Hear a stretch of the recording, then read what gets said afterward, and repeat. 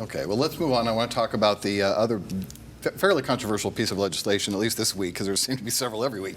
But I want to have you weigh in on this one first, Rev, and that is the notion that we can take the 4 schools that operate on the U of M campus as public schools, basically K through 12, I believe, K through high school, and separate them to their own school district, separate from MSCS. And these are very high-performing schools. I've heard among the top-performing schools in MSCS, so you're removing those students, those scores, from the overall look of things as far as the very beleaguered school system that you're such a fan of. They have always had great performing outcomes, the schools at the University of Memphis operates. Now, I'm not against it.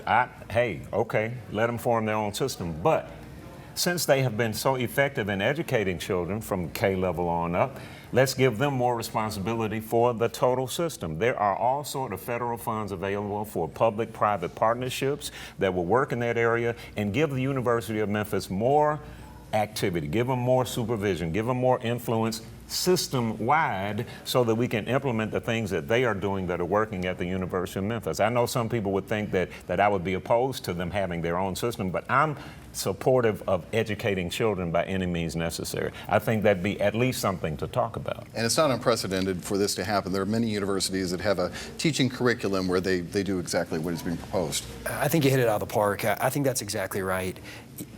I'm a product of traditional public schools, neighborhood public schools. My children go to traditional neighborhood public schools. That was a model that worked for a long time. It's not working for everybody now. I look at this as an ecosystem. What can we do to encourage as much innovation, as many different options that can suit each child and each family?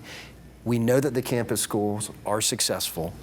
If they think that they can be more successful, they can build on that success by having greater independence, I don't have a problem with it. And maybe to your point, they expand. Maybe instead of just one campus school on the campus, there's a lot of neighborhoods in need right around the university area. I don't have a problem with it. I think a little healthy competition goes a long way. That doesn't mean that we abandon MSCS, but they're doing a good thing. Put them more at liberty to keep doing it better, expanding it. I have no issue with it. Got an opinion on this one, Otis? Well, just to the point that Ken made, and this is an excellent one, Ken, about expanding the University of Memphis's reach with secondary education.